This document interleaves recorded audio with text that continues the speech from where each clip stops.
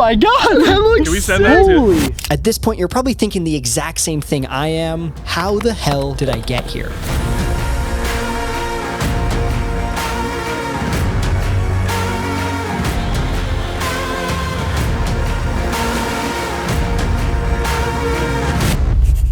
As you can see, we got the privilege of trying out the brand new DJI INSPIRE 3. DJI was kind enough to send us the drone to try out. This is a drone that you use on literal movie sets. So pretty much every Netflix show that you've probably seen that was made in the last couple years, Outer Banks, Emily in Paris, Squid Game even, they all use INSPIRE drones to do some filming. The biggest question that we had with this drone is it even worth it? To get this drone all in, you're looking at around $20,000, as well as there are a ton of other steps required to even use it. It is not run and gun at all. So we want to know if the quality of footage that you get from this drone is worth both the financial and physical pain that you get from using it. So with this drone, we took it through 3 different scenarios. We did a first test flight, which was good because we kind of got our sea legs under us. This is my first time seeing the drone all put together, and holy crap, look at that. It's huge. That's what she said. And then we went and tracked a subject on a motorcycle, which looks pretty crazy. And then finally, we also took it out to test its low light capability at night. And this footage looks like stuff straight out of a movie. Like the lens itself is like a full-on camera lens. It's not like a dinky little like Mavic lens that you would have on just a smaller drone, which is pretty nuts. These propellers are like massive, like the size of my forearm. Okay, this is pretty cool. Steven's got the controller right now, and I think the next step is to get it up in the air.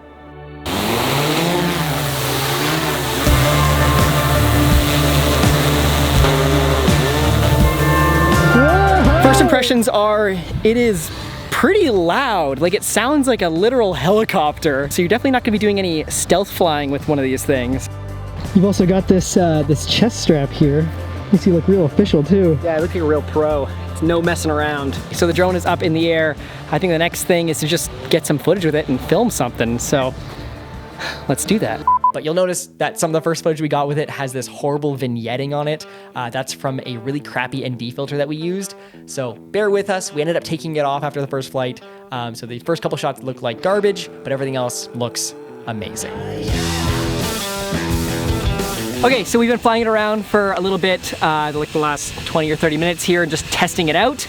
And we got some pretty dope stuff. So we actually have something pretty cool planned for later today that we're gonna be filming with this drone.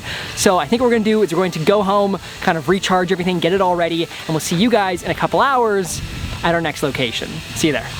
Now, you may have noticed, because it's kind of hard not to, but this thing is gigantic. Like this whole drone basically takes up the entire back of our car when we're transporting it. Way bigger than any other drone that I've ever tried. One of the main reasons why you'd buy a drone like this is not because of the camera quality, like the 8K or anything like that. That's not the reason. One of the main reasons why you'd buy a drone like this is because of the movements that it offers. A lot of the DJI drones have a camera and that is what you look through, and it only looks forward, so you can only get stuff that's in front of you. You can get sideways shots or things like that. What this drone allows you to do is have the dual operator. But we've each set up our controllers, so Steven can now control the gimbal and I'm controlling the drone, and this allows you to do things that you can't do with other drones. So I can control the drone and that's my sole responsibility. Steven is just responsible for getting good looking footage. When the landing gear on the INSPIRE 3 is lowered, it actually allows the gimbal to have 80 degrees of tilt, which means that the camera can actually look upwards.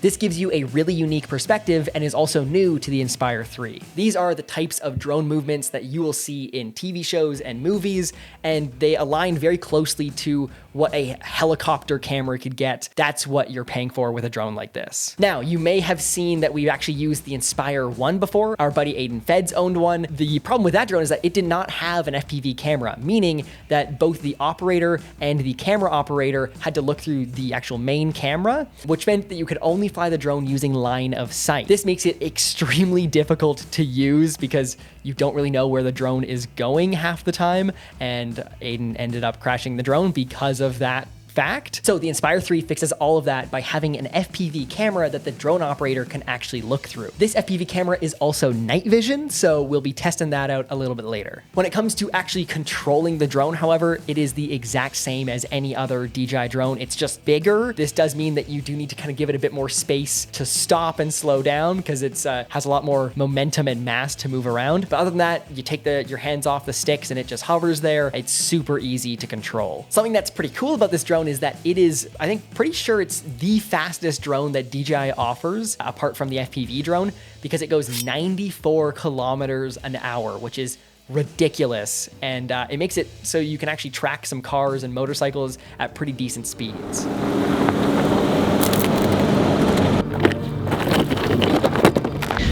Okay, we have come to our next location. It is a couple hours later. We've got the drone set up here, right there. Steven there with the controller, as well as we have our buddy Paul here. Hey. And he's got a motorcycle, so we're gonna film the motorcycle with the drone on this nice smooth road right here, and it should look pretty cool. One thing that isn't ideal is that there is a thunderstorm coming. You can see those dark clouds. It is clear over here, but not right there, which means we might get rained out, but we're just gonna continue on, and hopefully that doesn't happen. Oh, you go.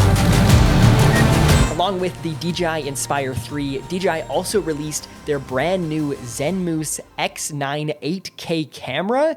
It's a bit of a mouthful, but this thing is an absolute beast. This thing shoots 8K at up to 75 FPS. It is a full frame sensor, has interchangeable lenses, and it shoots Apple ProRes RAW. And all of this is light enough to fit on a drone, which is just nuts. Now, in order to shoot ProRes RAW on this drone, you do need to buy a license for it, and the license alone costs about $1,000 US. But if you're a professional, it's definitely gonna be worth it.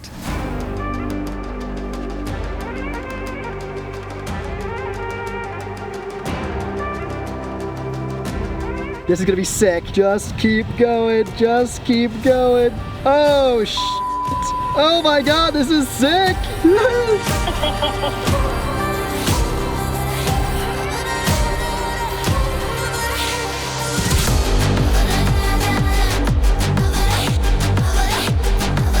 And boy, oh boy, does this thing like to use up space. Over 2 days, we filmed about 83 minutes of footage, and that came out to over 1.5 terabytes of storage. We literally filmed a single shot that was 12 minutes long, and it came out to over 285 gigabytes of space.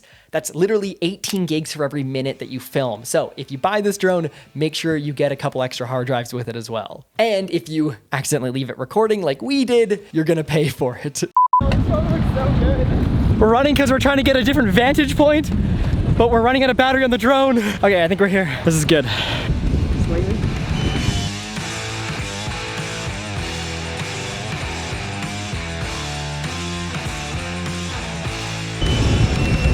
Ooh, that was a little intense, not gonna lie. The drone is now screaming at us to pull over. Oh, hustle. Why is it flying away, Mitchell? What are you doing? Bring it back. It's landing itself. It's at 8% battery. Oh my God. The drone literally landed itself because it was so low battery. I just had to get it to a clear area so it could find a spot to land. Whew, that was a close one. Real quick, this video is brought to you by the TMS Pod, and that is our podcast. If you don't know, we have a podcast and we talk about all sorts of different things that are film and photography related. We also oftentimes have guests. Like last week, we just interviewed our editor, Jake, and asked him what it's like to work for us. So if you want to go check that out, there's gonna be a link down below. And anyways, back to the video. This thing has about 15 kilometers of range for video transmission, which makes it so you can fly this thing as far as you really want. I think you're honestly gonna run out of battery by the time you get over 15 kilometers. But something to keep in mind is that if you do fly this drone in behind a mountain or a hill or some sort of really solid object like a building, it will break up much faster. Also, the video transmission supports 4K at up to 30 frames per second, so it's super high quality. Also, this drone has something called Waypoint Pro, which allows you to create super accurate, repeatable waypoints for the drone to follow. follow. You can kind of use this drone as a dolly, and it allows you to also use it without a second operator. You can also do some pretty cool things with this feature, like day to night transitions, as well as season to season transitions, because it allows you to film the exact same shots multiple times. Might be a little hard for you to see me because it is dark out, but we're gonna be doing a low light test with the Inspire. We're gonna launch the drones here. You can't see anything, but you're going to hopefully in the video.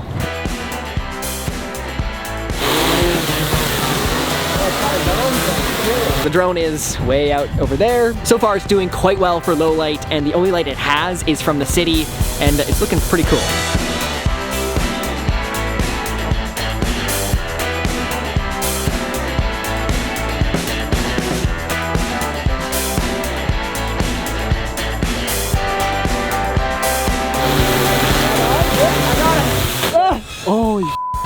Oh shit, that was a little sketch, not gonna lie. Got it though. The drone's safe. Got some great footage. Okay, so final conclusion here. Who is this drone for? What is it best for? I will say that it is overkill 95% of the time. If you're making YouTube videos or even other short films or even most professional drone work that's like pretty low level, you won't need this drone. It's just too much for you and it's not worth the investment. Who it is good for is like movie sets and TV shows and things like that, where you do want the utmost camera quality, and also you have the ability to take your time with getting shots. This thing is not run and gun at all. Like, it's very slow, so you have to, like, taking the drone out, setting it up is quite a hassle to do, so you do need time and a location to do it. Obviously, to have these professional capabilities in a drone, it does come with a pretty professional price. This thing is clocking in with the dual remotes and everything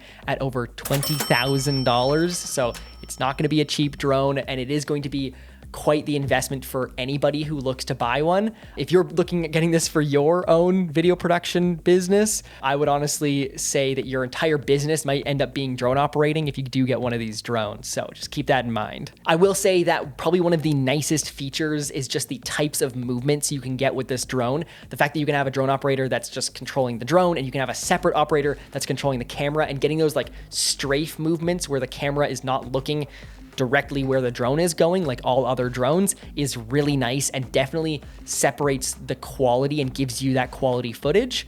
But it is a ton of fun to see what the highest quality drone that money can buy offers and to try it out. It was a ton of fun to use, so thank you DJI for sending it over. But I do think that for most of our purposes, we are going to be sticking with like the Mavic or the Mini DJI drones because they have the best balance in terms of quality and ease of use, especially for YouTube videos like this. Anyways, if you're new here, make sure you go down, like, comment, subscribe, because it really helps us out, and we'll see you guys in a future video. Okay, bye.